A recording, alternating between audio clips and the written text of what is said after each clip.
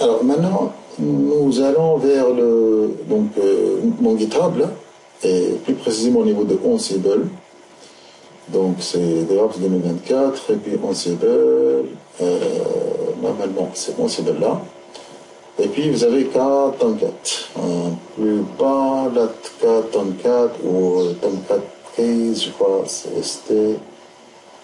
Voilà, Tomcat Case, celui-là. Alors ça montre donc un playbook qui fait la même chose, c'est-à-dire l'installation de Tomcat. Mais ça, ce sont des versions évoluées.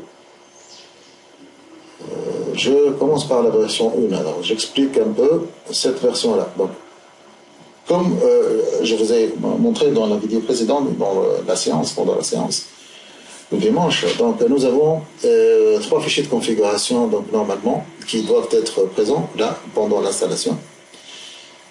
Donc, nous avons le premier qui est le plus important, c'est le Tomcat User qui contient les utilisateurs qui vont gérer en fait, ils vont gérer notre instance Tomcat, voilà. Donc on va remarquer leur programmation est en dur. Donc, là, ça contient donc les users, donc c'est un fichier complet qui va écraser le fichier après l'installation, bien sûr. Et là, ce sont 2 fichiers qui ils commentent le valve là. Donc il faut préparer tout d'abord ces 2 fichiers-là.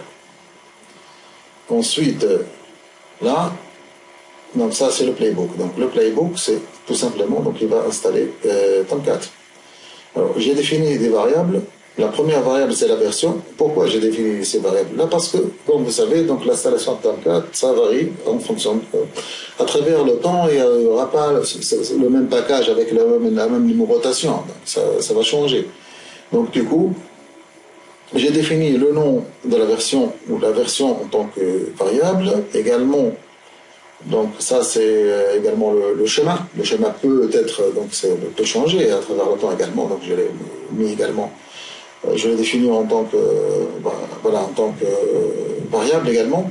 Et le install marker file. Alors le install marker file, à quoi ça sert? Il sert à vérifier si Tomcat est déjà installé ou pas.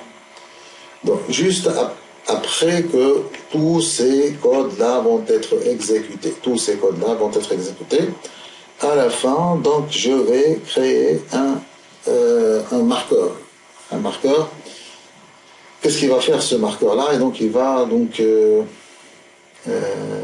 up temporary file. Donc il va ajouter ce fichier-là tout simplement. Donc il va l'ajouter. Il va le créer dans le répertoire de Tomcat et comme ça, voilà, create installation marker file. Voilà. Donc j'utilise le module file là pour l'ajouter. Bien évidemment, on va rectifier un peu ce playbook là pour l'adapter à notre cas donc l'utilisateur, ça doit être Jenkins. D'accord. Mais ça, c'est un playbook générique. Donc, je commence tout d'abord très rapidement. Qu'est-ce qu'il fait en fait ce playbook? Donc ça c'est install configure Tomcat, all c'est pour viser toutes les machines, become true pourquoi j'ajoute des become true? Parce que là donc nous avons besoin parfois pour l'installation par exemple ou la modification chez OPT ou quoi que ce soit, donc ça demande des privilèges élevés. Donc j'ajoute quand même le become true là. Sinon les tâches. Alors la première tâche, donc elle va vérifier si le fichier des marqueurs, il est là ou pas. S'il est là, donc on va skipper, on va donc annuler l'installation. Sinon, ça va donc commencer par exécuter CD update, CD upgrade, c'est grâce à ce module-là. Par la suite, ce module il va installer Java, s'il n'existe pas, donc on va le marquer, donc c'est apt, default JDK, ça va installer JDK 17, state present pour l'installer. Donc, et toujours, donc, on vérifie que le démarqueur n'existe pas. Donc, c'est pour exécuter cette tâche-là. Cette tâche-là, on va l'éviter. Pourquoi? Parce que, en fait, on n'a pas besoin de créer un utilisateur Tomcat. On va utiliser notre utilisateur Jenkins. Donc, cette tâche-là, on va la supprimer. Ensuite, ça va télécharger l'archive de Tomcat chez le temp. Ensuite, ça va extraire l'archive vers notre OPT.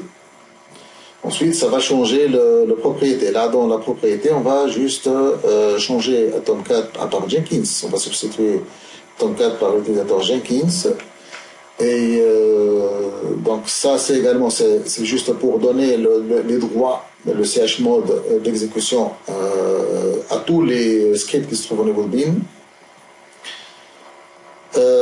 Là, donc, on va pas donc exécuter enfin, ce bloc-là, donc on l'ignore. Mais quand même, je l'ai laissé à titre d'information pour montrer ce bloc, la bloc et line, donc il fait pratiquement la même chose que le changement au sein d'un fichier, donc le changement de contenu au sein d'un fichier. Bon, on ne va pas utiliser ça.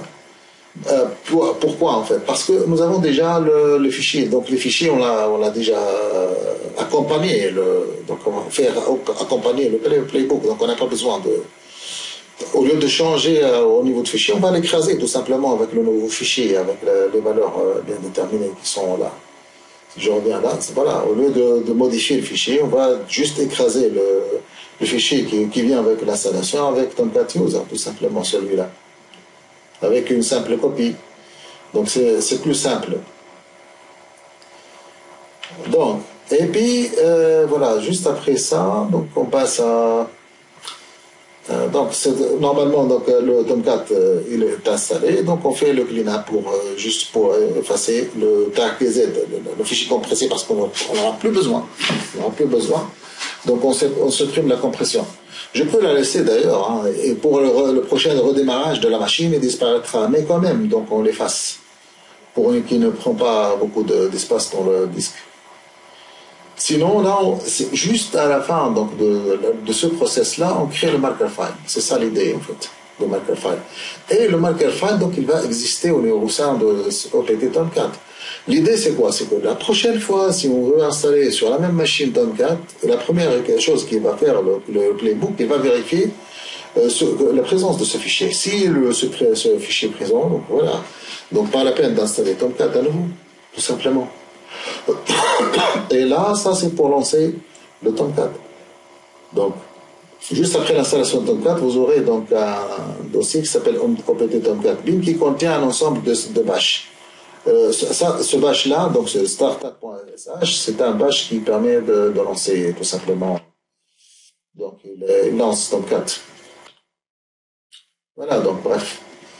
Donc, ce qu'on va faire, c'est on va copier tout ça et nous allons chez notre remote project ici et on va créer donc un playbook.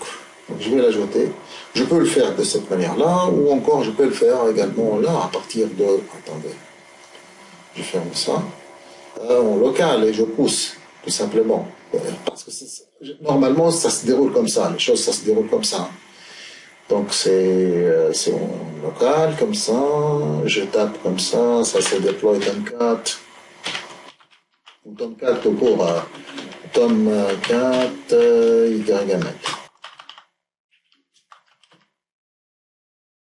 Tomcat YML. Alors ça c'est Tomcat YML. Je vais l'ouvrir et je vais ouvrir avec même avec Visual Studio Code. Pourquoi pas en fait. Je colle.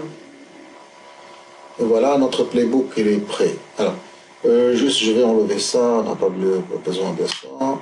Et également, l'ajout d'un utilisateur Tomcat, ça c'est également, on n'a pas besoin de ça, puisque nous allons transférer la propriété à notre utilisateur Jenkins. Donc, create Tomcat user, c'est quelque chose que on n'aura pas besoin. Donc, ça c'est bon. Alors, le ownership maintenant. Le ownership, c'est Jenkins, c'est le propriétaire. Jenkins.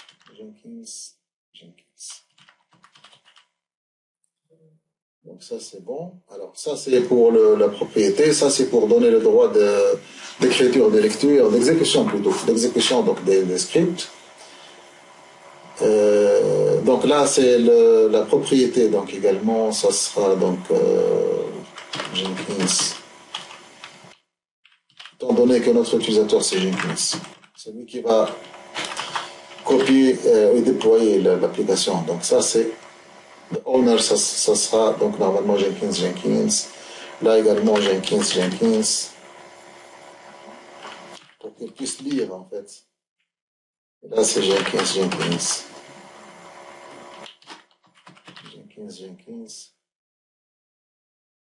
Voilà, sinon également là c'est Jenkins. Tout utilisateur, tout utilisateur donc Tomcat, je vais le remplacer par Jenkins, tout simplement. Jenkins. Donc ça c'est pour la création de Macafile. Donc, sinon ça c'est notre playbook. Le playbook va être sauvegardé, mais il faut faire attention là. On n'a pas besoin seulement de ce playbook-là, mais également il doit être accompagné. Là, je vais peut-être changer le nom pour que ce soit iTomcat, c'est mieux. Et pour dire installation Tomcat.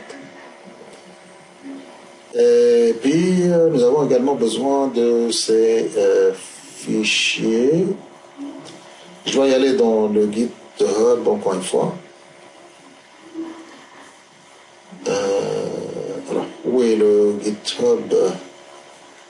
Le GitHub. J'ai besoin de GitHub. Alors, mon GitHub, voilà. J'ai besoin également de ces trois fichiers. Les trois fichiers, c'est important. Donc, c'est les fichiers de configuration.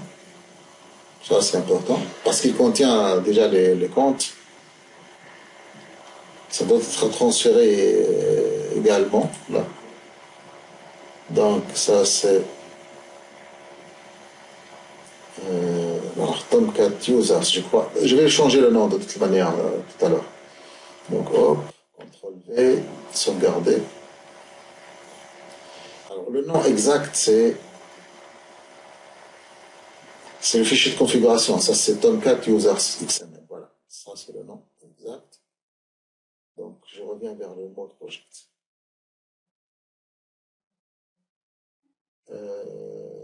Ça, c'est à effacer. Ça, c'est à renommer. Voilà. Tomcat Users, c'est important. Ça contient donc les comptes des utilisateurs. Et puis les deux autres fichiers importants.